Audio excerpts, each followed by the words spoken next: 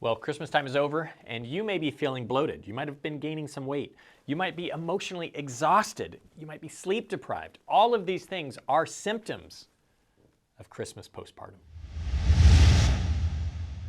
Okay, so Christmas has passed, and now it is time to get back to real life.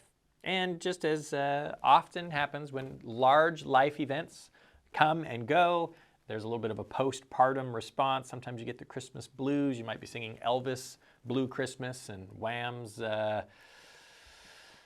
New Christmas. What is the Wham song? Last Christmas. Yeah, you might be singing Wham's Last Christmas and just be sitting in a depressed state. But here are 3 ways for you to overcome Christmas postpartum.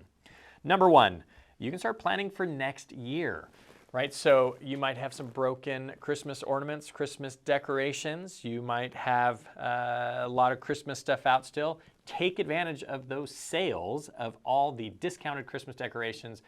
Grab them, and you can decorate with them for next year. Help kind of ease your way out of the Christmas festivities. Kind of slowly just let go little by little. The second thing that you can do is focus on New Year's. You can think about what are your New Year's resolutions, or as I like to say, your reconciliations. We're going to reconcile things back to God. More on that in a video coming up next week. You can be looking at those things. Look at New Year's and how we're going to start this year strong. It's a great way to kind of look back and then push forward, which gets to our third thing that you can do to overcome Christmas postpartum, and that is to celebrate Orthodox Christmas. Right? Look forward to Orthodox Christmas. You can continue to celebrate Christmas. Orthodox Christmas is January 7th. If you look on the calendar, that gives you an extra 2 weeks to be able to celebrate Christmas and enjoy all of the festivities. And, what can be better than that?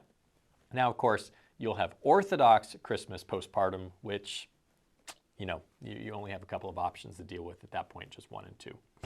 In all seriousness, guys, one of the things that I love about Christmas is the season. We start celebrating Christmas early. We love it. It's a great reminder. I love all the traditions and all of the songs and everything there, but the reason that I love them is because the spirit of Christmas, right? We think about the generosity. We think about the story of God becoming man to come and be with people, to live a life not because it was comfortable, not because it was a positive for him in some sense, but because it was a reaching out to us. So it's this missions trip to meet the people where they're at and to share the truth with them.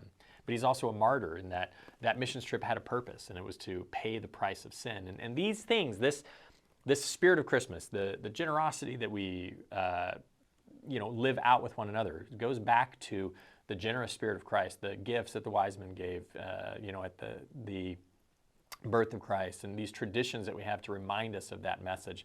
And that is not a message just for this season. So the best way to overcome Christmas postpartum is to remember all of the things that make Christmas special, all of the truths that we hold to in the season of Christmas, and live those out all year long.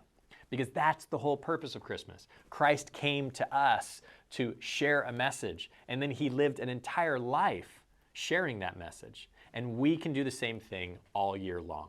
So get out there, be salt and light, enjoy your new year, enjoy your Christmas, enjoy the whole rest of the year that God has placed before you to live out these truths that we always come back to at the end of every year. Hope that you guys like this video. Please like, share, subscribe, send it to somebody that you think may be having the Christmas postpartum blues to encourage them. God bless you guys, and we will see you next time.